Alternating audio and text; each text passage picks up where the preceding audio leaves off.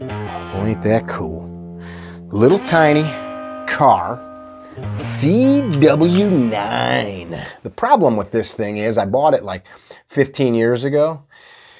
It's not big enough. It doesn't have night sights. There's no way to mount a light on here. I would die in a real fight because of this gun. It's only a 9mm, like I said. You need more. So I've got to have a way to mount a light. Yes. I've got to have more ammo. Yes. I've got to have sexy thing because now all the hipsters say 92s are cool again. Yes. Got some LTT grips. Yes. Got less pepperoni sights. Yes. I'm joking.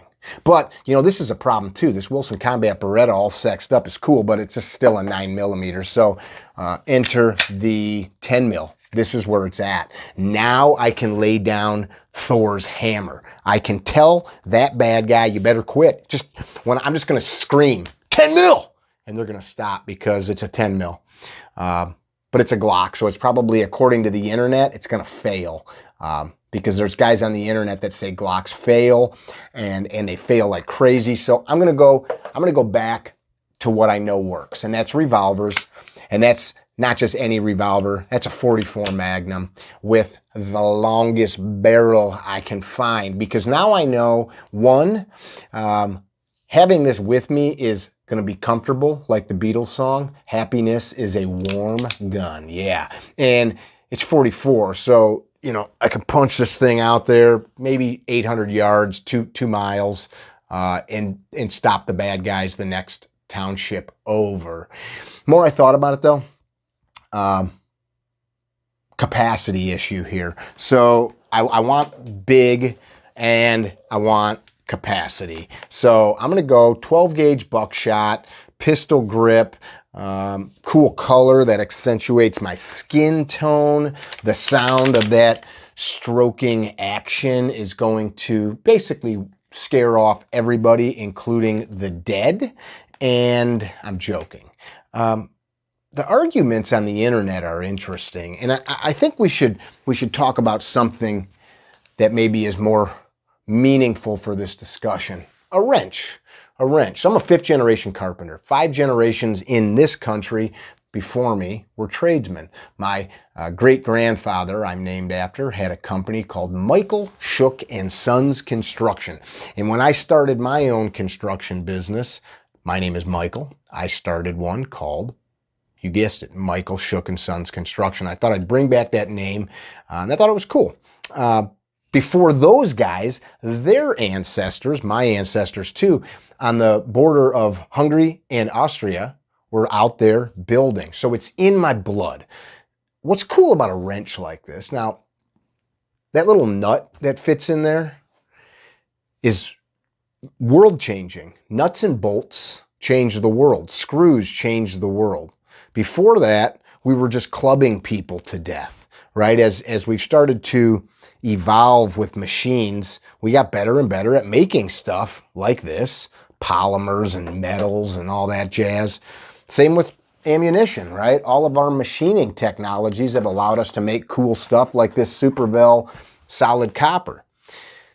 This thing works for a lot of uses. Adjustable wrenches, we've all got 2 or 3 of them, right? It's very handy, but it's not the end-all be-all, right? A box end wrench or an open end wrench is better for a lot of things than this. These can slip, they got a little wiggle. They're not always big enough either. So sometimes you got to get a bigger wrench for a bigger nut. A bigger nut or a bigger bolt. But even this big monster wrench could be used on a little itty bitty nut or bolt, couldn't it? It'd be hard because it's so heavy, like, you know, trying to fix like your little toy or something with this would be ridiculous. So where am I going with this? Right tool for the job. The challenge is, especially in this space, we spend a lot of time talking, not testing. We spend a lot of time musing, commiserating on the internet about stuff that most of us never are going to do. I've never been in a gunfight. I have fired hundreds of thousands of rounds of ammunition. I've never had to shoot at anybody. I hope it stays that way for the rest of my life. I've had to perform CPR a few times. I'm a CPR instructor. I've had to do the Heimlich maneuver and some chest compressions and some rescue breaths before to somebody, but just a few times, right? We can train and train and train for a thing and almost never use it. Pilots do this all the time.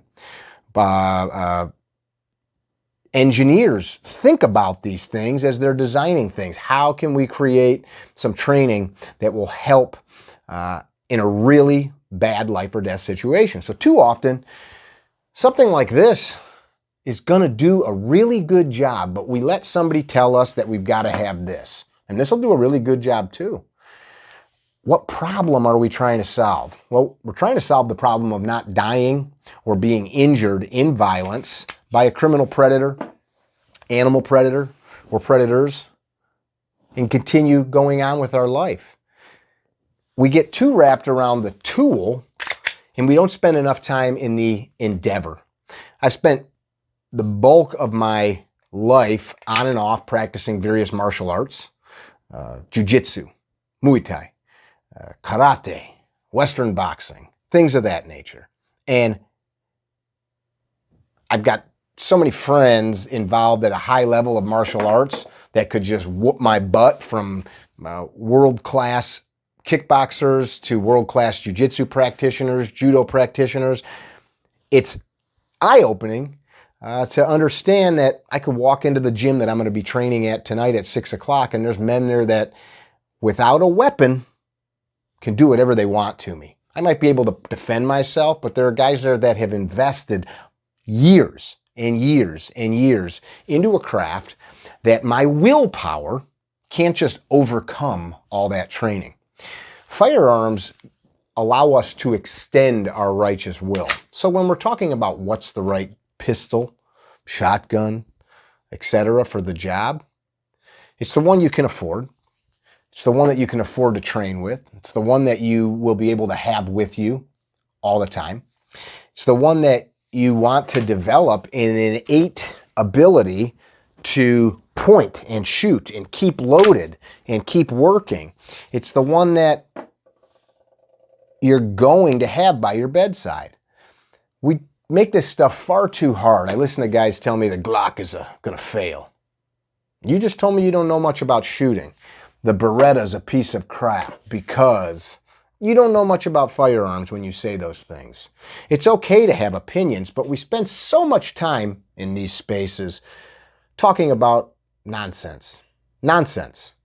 When the truth is we should be out on the range, group shooting, drawing, transitioning between targets, working the manipulations of the gun until we can't fail. We should be out on the wrestling mat, out carrying the sandbag, the kettlebell, doing air squats, doing push-ups, doing chin-ups, doing those types of things so that our body will do the things we need it to, so that our body is strong enough that we can stand up and resist violence should it visit us. Hopefully it doesn't. It's almost like the discussions we happily engage in them because it's fun. I mean, I want to sit, have a beer, and BS about which revolver is the coolest or which shotgun round is the best, etc. But make no mistake, I would rather be training. Not just because the training improves my odds, but the training improves me mentally, spiritually, physically. I get to be around dudes and chicks that are also investing in themselves and in the community and in others. Moral of today's discussion here. It's not about what tool. It's not about how big it is or how small it is. So cute. It's about you investing the time, the energy, the resources in developing the skills that, should you need it, make no mistake about the next sentence I'm about to make. Should you need it, your opponent will realize quickly that they made a grave miscalculation in choosing you. When we train folks, and I've got years of experience as both a student and an instructor with firearms such as this or this, the thing I think about before class, during, and after is, should this person ever need to use this, or whatever gun they carry, I want that opponent to say, damn it, I messed up. I messed up big time. You have to be able to flip that switch from minding your own business, pumping gas, grocery shopping, sitting in church, whatever it is you're doing, sitting on duty, to righteous, directed, focused violence. This thing doesn't do that. You do that. This thing just helps you extend your will. 10 feet, 20 feet, 50 feet, 500 feet, depending on what it is. It just helps you extend your will. You need to ingrain into you a habit of awareness. Get out of your phone. You need to develop and ingrain into you physicality, that your body, as my friend Paul Sharp likes to say, is ready to give force and receive force. Not everything just starts with guns. You might have to have hands on somebody. Go spend and invest the time training physically with other human beings that are not trying to hurt you, but are not giving you a gimme where you can just win. Force yourself to succumb to the training where you, one, get hot and sweaty and tired, and you realize your limitations, because in realizing your limitations, as you move around in spaces and places, you realize, I've been here before. I know that that guy or gal right there can do things to me based on what I've seen in training. That's important. Get out of the video land of just playing, watching, and go see.